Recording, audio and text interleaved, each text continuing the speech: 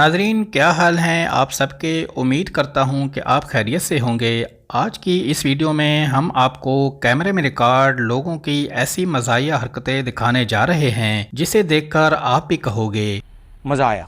कुछ लोग जब तक अपना नुकसान ना करवा लें इन्हें सुकून ही नहीं आता।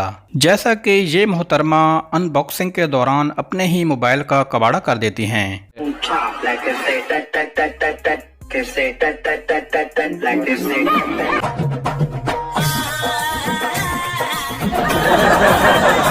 अबे साले भला ऐसे अनबॉक्सिंग कौन करता है? बात तो सही है। नाजरीन, ये लोग यादगार फैमिली पिक्चर बना रहे होते हैं कि वहीं एक अनाड़ी की एंट्री हो जाती है। फिर देखें क्या फनी सीन हो जाता है।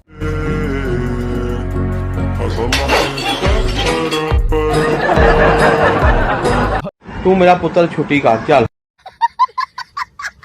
इस प्राइमरी फेल कारीगर के काम चेक करें जो वेल्डिंग करते करते खुद को ही फंसा लेता है।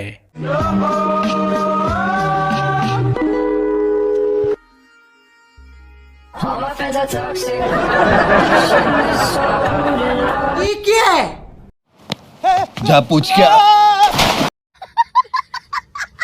नाजरीन, दादी जान को बर्थडे सेलिब्रेट करते देखकर आप भी अपनी हंसी कंट्रोल नहीं कर सकेंगे।